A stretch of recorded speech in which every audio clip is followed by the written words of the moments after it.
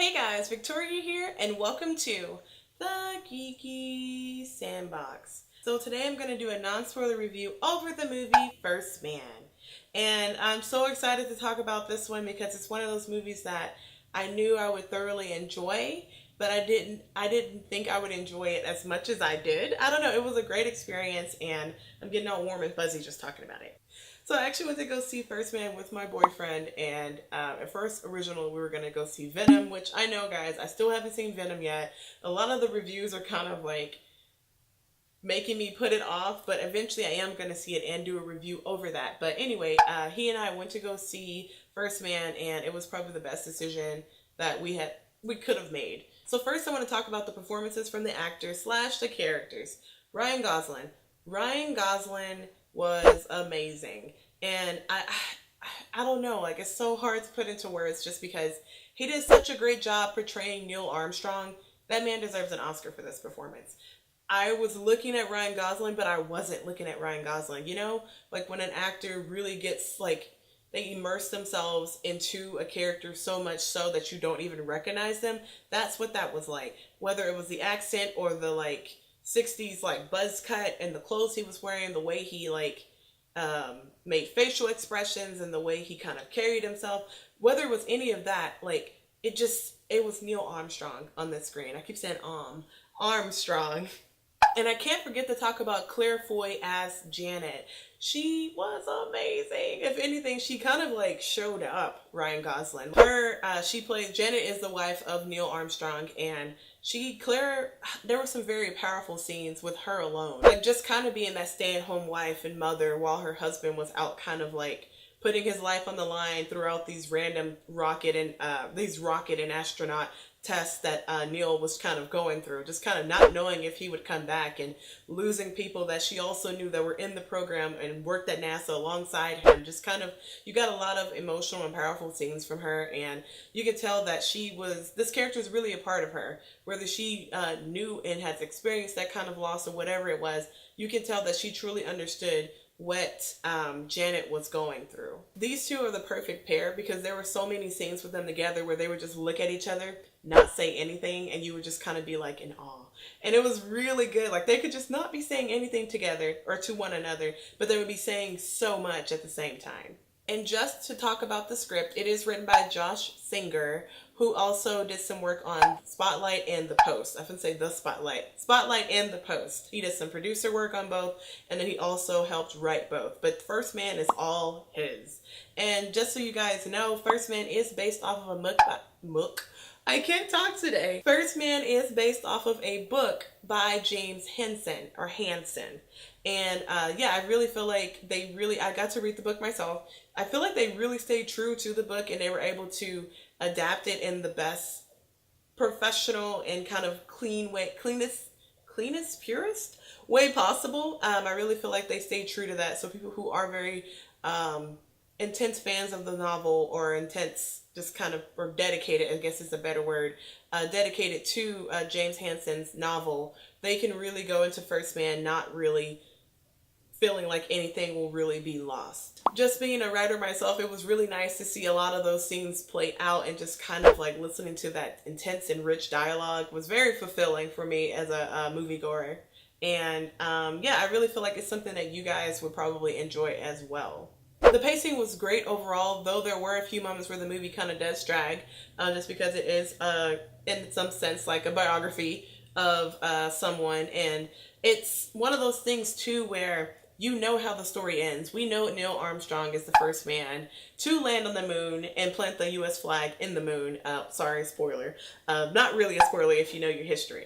But, you know, we know how that story ends. And I really feel like Josh did a really great job with keeping us captivated and keeping us interested in what the story was, like the struggles of Neil and his family life and just kind of how he has lost so much and how that loss was affecting his relationship with his wife, his work at NASA, like how he was endangering himself. Just a lot of things were explored, and it wasn't just this basic story of this man going to the moon and him successfully making it to the moon, which is the story most of us know. Like me personally, before I read the book and before I saw this movie, I didn't know much about Neil. Like, I didn't know how much trouble and struggle he was really going through. Because there's something about, like, movies that involve some kind of historical kind of, like, event. You know what's going to happen. So it's very important to keep your audience interested and kind of, like, show them a few things that are true that they may have not known. And I really think they did a great job. Okay, visuals. Visually, everything was great. And I know I'm giving this movie such high praise, but I really like the colors that they kind of like implemented within each year change up until we got to 1969. It's just something about like pale and pastel blues and kind of like, I don't know, light kind of pastel oranges within movies that kind of like make me feel warm and at ease. So I really feel like those colors in this movie were utilized beautifully to tell the story and to kind of like give us an insight into how Neil was feeling as a person.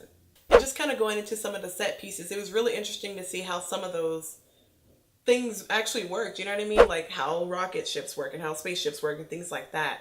Just kind of seeing them kind of get into this really tight space for the first time and kind of freak out. I feel like I was there, and Steven was kind of making fun of me like, oh, I'm sure they'll be fine. Like that's like some top notch kind of like building there. They're not gonna stick them in something that's gonna like collapse. But I'm thinking to myself, I don't even know what I would do to myself if I was in a tiny little space flying a rocket and like, I don't know. I don't even like airplanes, guys. I've kind of gotten over my fear of airplanes, but the takeoff point whenever you're on sitting and waiting to like take off on an airplane, that gearing up is just like the most just like, I don't know, like body clenching moment that I've ever experienced. I feel like that's how I would feel if I was Neil in that rocket getting ready to like blast off, like but I really feel like they did a great job kind of like showing the tightness of that space and just kind of showing how things rattle and the noises that everything makes within that kind of setting. And just speaking of noises, I want to talk about the sound before I give you guys my rating. Beautiful sound design. They utilize silence very well, and that's one of the things I want to talk about. I could talk about the score and things like that, but I want to talk about the silence. The silence was one of the best parts of the movie, just because, you know, there would be scenes where there was the loud rattling inside of the spaceship and like things falling, and then like screws seeming like they're gonna come undone, and then they would just give us a shot outside of the spaceship where there was just complete silence. And so it was interesting to go from just a lot of noise to like nothing all of a sudden. I felt like I didn't even want to like breathe or take in some breaths just because it was so quiet in the movie theater. I was like, so I thought that was very interesting, and I think everyone else in my theater were very quiet during those scenes as well. There's a scene between Neil Armstrong and Janet Armstrong where they don't say anything. They don't say anything, and I think it's probably one of my favorite scenes, aside from another scene with Claire Foy. One of my favorite scenes in the entire movie. They just kind of like look at each other, and I don't know, I don't want to give away exactly what they're doing or what point in time does this take place. But it was just, I don't know, it was a very interesting scene. It really kind of like, you know, it's one of those things like, what can you say? Like, you know, like what can you say after experiencing some of the things that Neil has experienced, some of the things that she has experienced, you know? It was breathtaking, really. So should you go see First Man? If it's not obvious already, of course, you should go see First Man, and you should read the book. And just for those who are kind of interested in the whole controversy of all the things that happened, like with the flag planting thing, I actually didn't know about that until after I saw the movie. A friend had told me. I'm not bothered by that. Like, you do... Like, I mean, it's in the movie. You do see Neil plant the flag in the moon. But, like, it's the shot, the way they cut away from it to focus on something else. Some people are calling it un-American, and I completely disagree.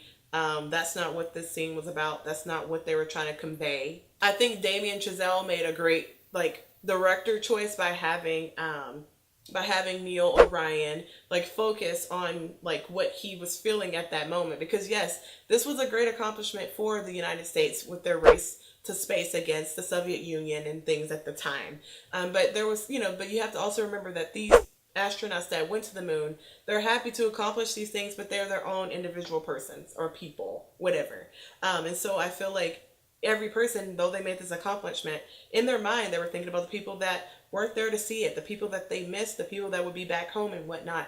And I feel like the fact that they chose to focus on that with Neil was actually awesome. I really like that he got to plant that flag, and then he got a moment to himself on the moon to kind of like, I don't know, kind of think and like let his mind unravel a little bit. I personally appreciated that. So what do I give First Man? I give First Man 5 out of 5 stars. If you like this video, guys, go ahead and give me a like rating down below, and go ahead and subscribe to my channel if you're new here, so that way you can get more movie reviews like this one. And as always, guys, thank you so much for watching, and I'll see you in the next video. Bye.